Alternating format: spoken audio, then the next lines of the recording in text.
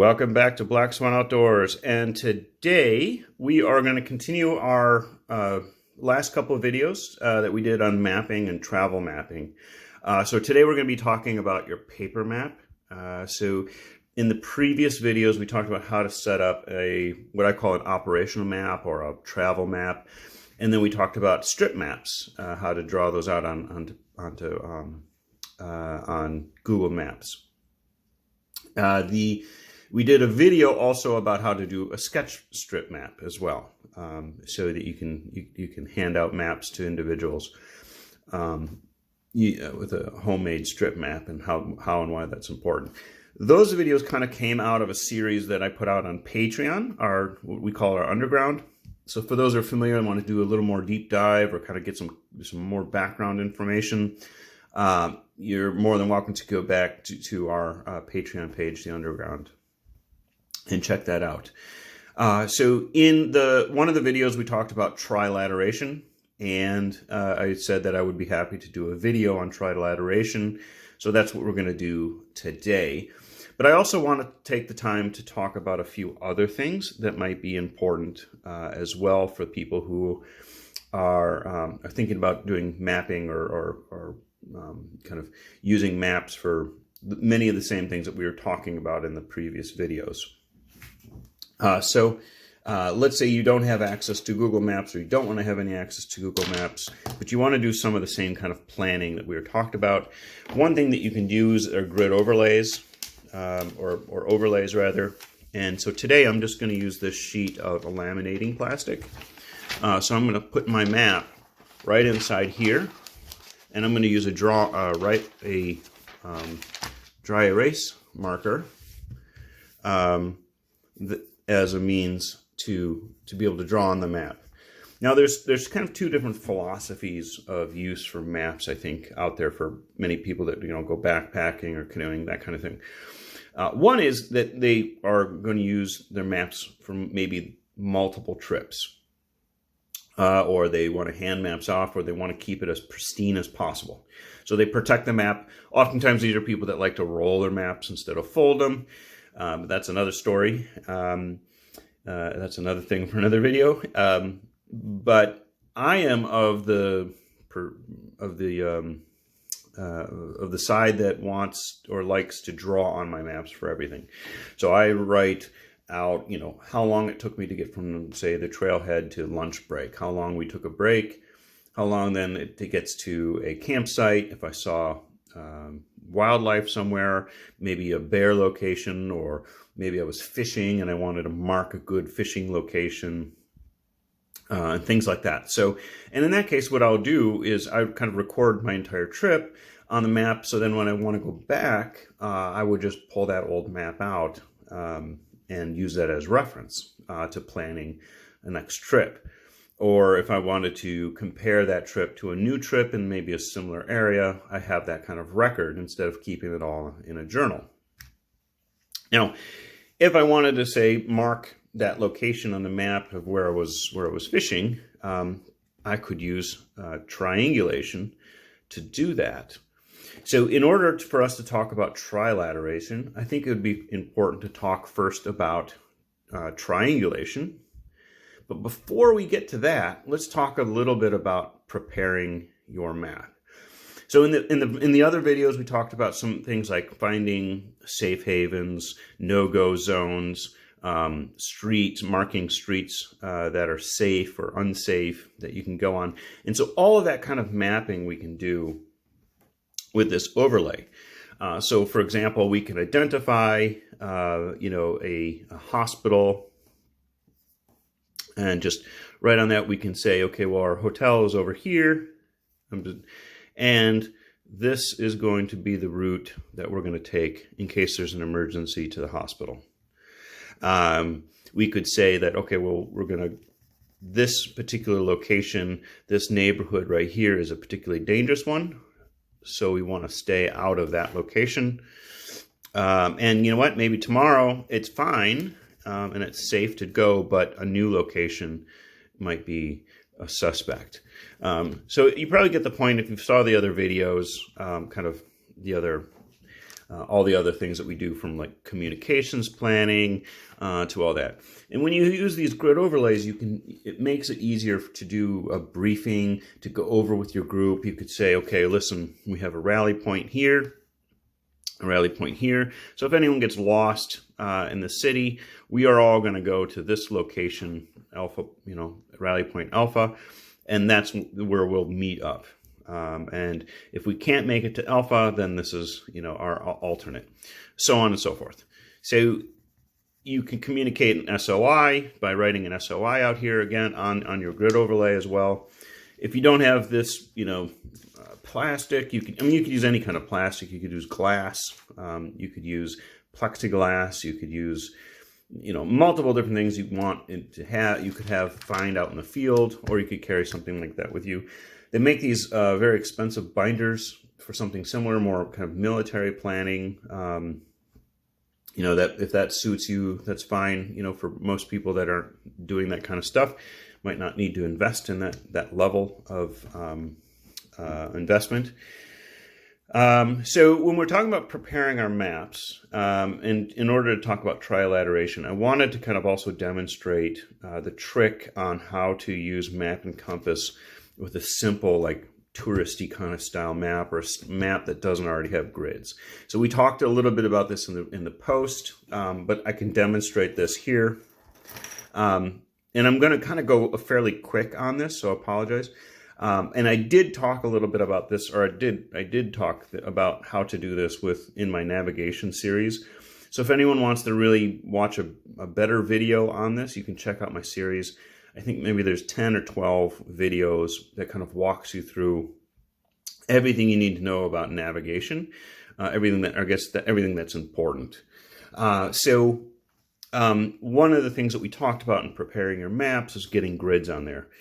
So if most maps are going to mark, there's going to be a mark of kind of where north is, all right? And so what we can very simply do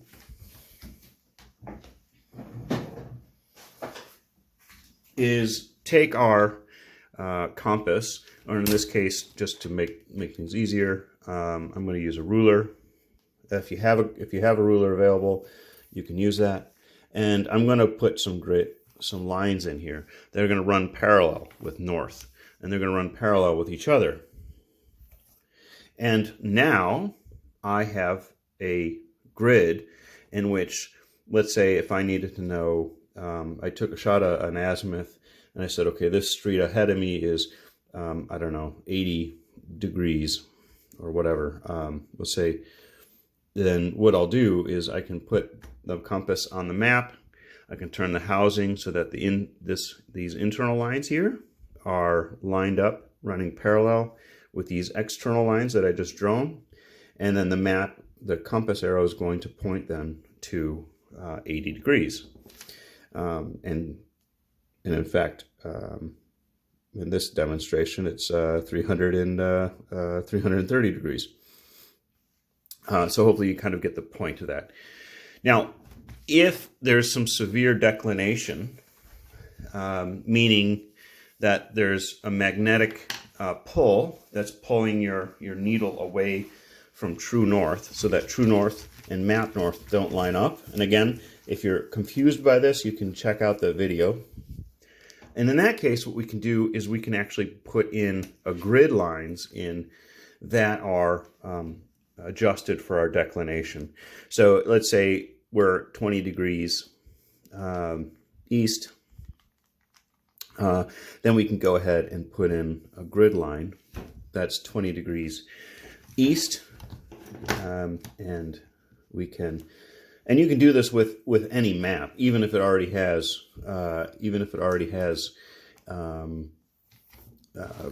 true north grid lines.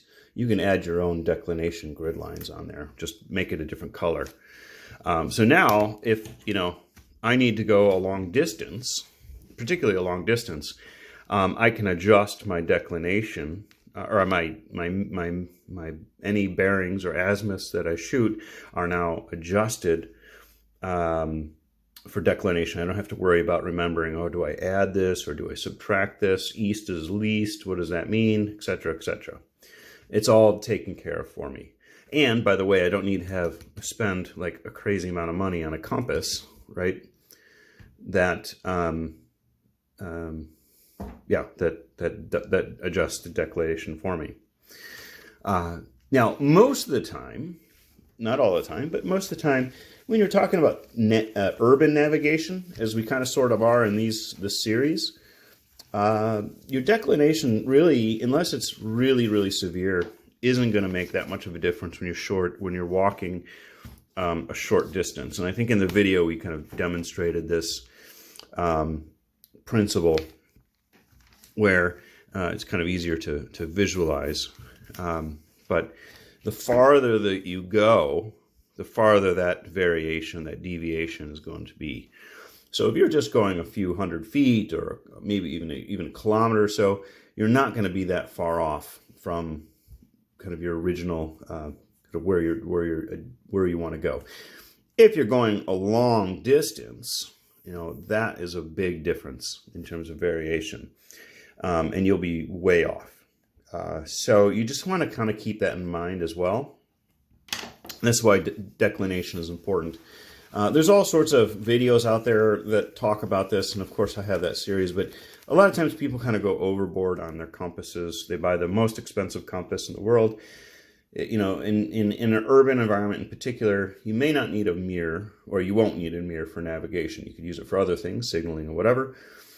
However, it makes it bulkier, bigger, heavier. But if you're like in the woods, you would never use it because you're just not going to have that line of sight that you need to actually use the mirror. And very similar too with declination. And so people buy these extremely expensive compasses, and they're nice, they're handy. I'm not going to talk anyone away from it. It's just that sometimes it's overboard. You can get away with having something that's cheaper, lighter, more readily accessible, easier to replace, so on and so forth. So I digress. So let's say, for example, let's talk about triangulation before we get to trilateration. Just as a reminder. So let's say I was out fishing in this river, and I wanted to come back to this particular fishing spot. I thought it was a really great place, and I wanted to make sure that when I come back I can do that. Now, I would generally just use my GPS to mark that location. This could be a trailhead, this could be a camping spot as well, whatever. Or maybe I saw a bear out in the distance and I wanted to mark the location of where he's at. I can do that with triangulation and trilateration as well. So as you are thinking about this, and I'm using kind of backpacking and hiking as an example, because that's probably pertinent to a lot more people. But if you're in an area, a conflict zone or a non-permissive environment of some kind, you see some bad actors, you see, you want to mark on a map the exact location of where you are, finding your location because you're lost, or maybe finding the exact location of an individual. This is kind of this context in which you could apply some of these skills, okay? Kind of spell it out a little bit more clearly. So back to this example, I'm fishing, I want to get to this location. So what I'm going to do is I'm going to take my compass and I'm going to shoot an azimuth. And that azimuth is, then I'm going to take that azimuth to a distant point, and I'm going to take my compass to the map. And what I want to do is I want to line up my base plate with that distant point. So maybe that point is this intersection here that I can visually see. So I'm going to put one end of my compass base plate on that point, and I'm going to move the compass so that it is in line with whatever, let's just say, I don't know, let's just make some random thing up here. So that it is in line with this this point here. All right, so I'm just going to go ahead and put a line in there. All right, so again, I'm lining up I'm lining up the parallel lines, if you can see, that are inside this compass bezel with the external lines on the outside of the map, okay? Now I'm going to take another bearing, and let's say it's close to this point of this island, and I'm going to do the same. I'm going to do the same thing. So I'm going to shoot my azimuth to that point on that island, and then I'm going to take my compass, I'm going to put it on the map, and I'm going to line these grids, the grid lines together, the compass grid and this external grid, the internal and external, okay? And then I'm going to put another line in. And what I get is X marks the spot. Right here is my location, all right? So if I had another set of grids, say longitude, latitude, or UTM grids, then I can just, or I added in my own grids for location, then I can just read off and record what those, what that longitude, latitude, or the UTM coordinates are, okay? So now that we have this, let's talk about trilateration. And sorry, I know that was fairly quick and a little messy, but this is, again, this is more for demonstrative purposes.